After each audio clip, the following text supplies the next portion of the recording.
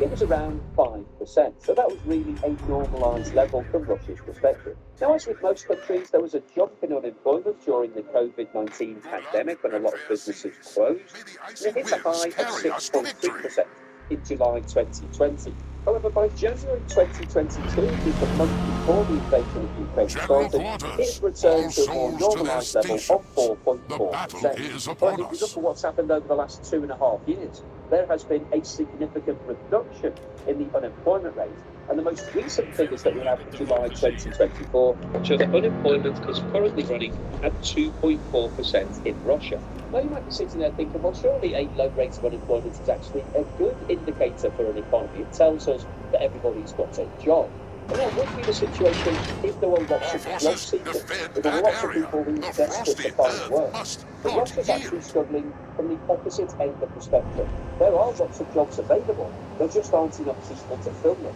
And so the unemployment rate being at 2.4% tells us that there just simply aren't enough workers in Russia right now. And that's going to hold back all of those companies that are short of people. That means that their productivity will be lower, so will their profitability, and all of this will result in the Russian economy growing at a slower rate and potentially could go into some sort of slowdown if these companies continue to struggle to find enough people to actually do what they need to do. One of the major consequences of the shortfall in the workforce in Russia is that wages have been growing at a rapid rate over the course of the past 12 months or so.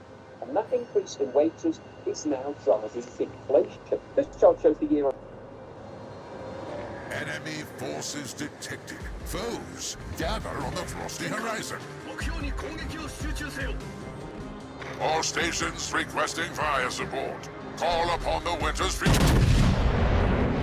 Zero, it actually starts at 5% and goes up to 14%. What this chart shows is that on a 12-month rolling basis, the increase in real wages in Russia has been above 6% in every single one of the last 12 months. And the most recent figures for June 2024 show that real wages increased by 6.2%. So when you add that figure to the actual inflation of 8.6% seen in Russia in June, that means that the year-on-year increase in wages was around 14.8%. Now that is clearly a very high rate of growth and is significantly above the level of inflation. And the implications of that is that we now have a wage spiral in Russia. People are being paid more, therefore they've got more cash, they're spending more, demand is going up. When demand goes up, you have a limited amount of supply, that drives up prices. If you look at what's happened to inflation over the past 2 months,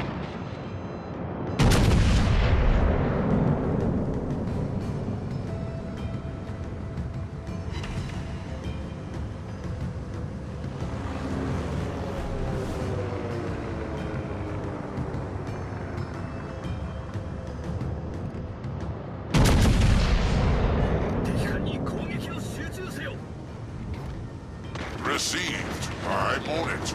Your will is my command, my lord. according to a recent announcement by the General Staff of Ukraine's Armed Forces, Russia, as of 29th of September, had lost 651,810 men in the war in Ukraine. In addition to the loss of people, it's also reported that Russia has so far lost 8,833 tanks. 16,855 Nice work. artillery systems. Your valor shines as brightly as the frozen sun.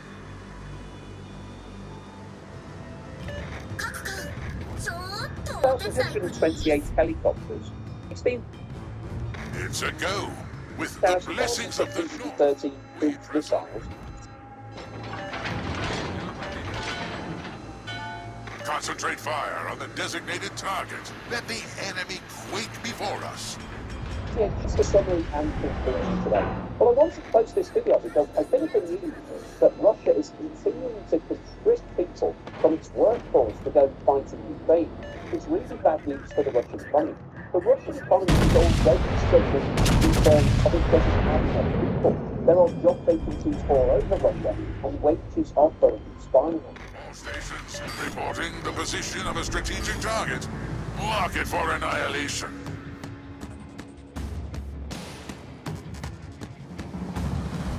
So these aren't just juniors that are straight out of college. You've got people in their late 20s here who will be adding lots of value to the Russian economy, particularly because they're already short of people. So you need your Nice good work. people Your to valor do shines their as very brightly best as the to frozen produce sun. enough to keep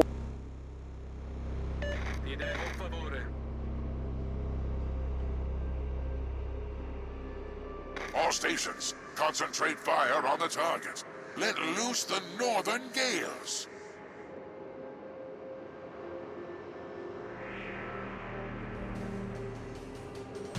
We've been spotted. The enemy knows our icy intent.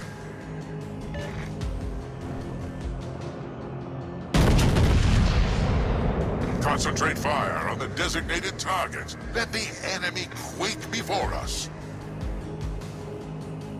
Concentrate fire on the designated target. Let the enemy quake before us. all of those people who are going over and fighting it to say there is a green camp.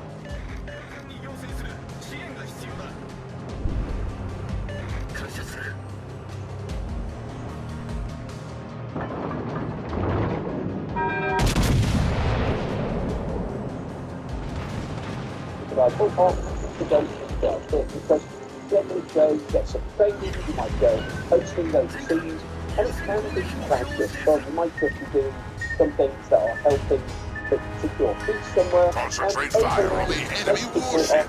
Break their frozen hulls.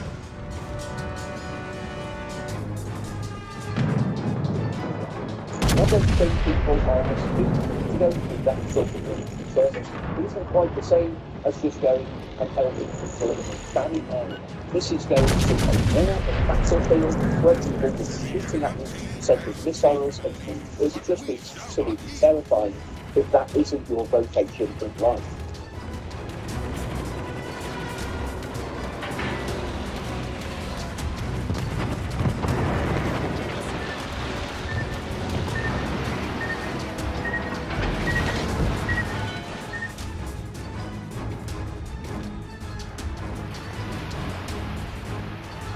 I think that it is likely to send further shockwaves through the Russian workforce. We may well see another exodus of people. It could be hundreds of thousands of people deciding to leave Russia. And as we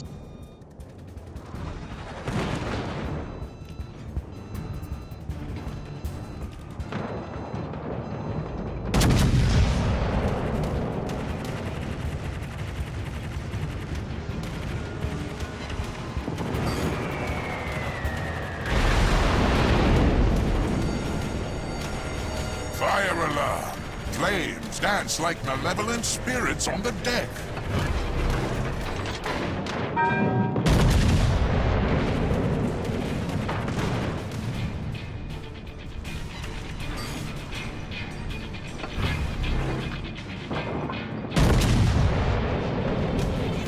Nice work. Your battle shines as brightly as the frozen sun.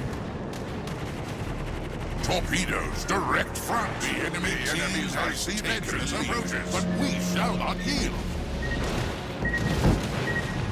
Hull breach. We're taking on water quickly, as if the very abyss beckons.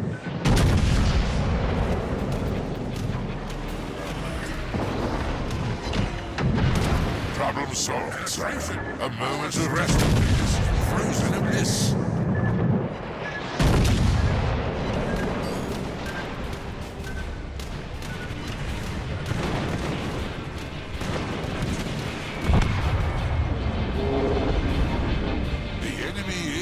About to win, but we shall make them pay in blood and ice.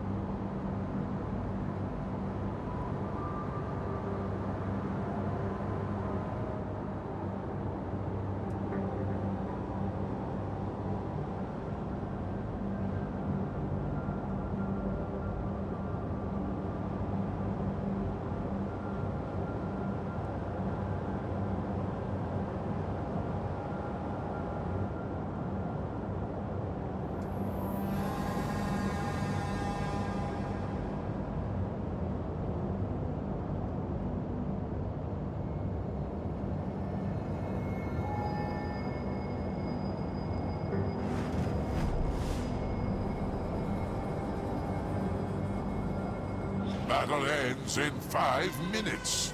Time is fleeting, but our resolve is unyielding.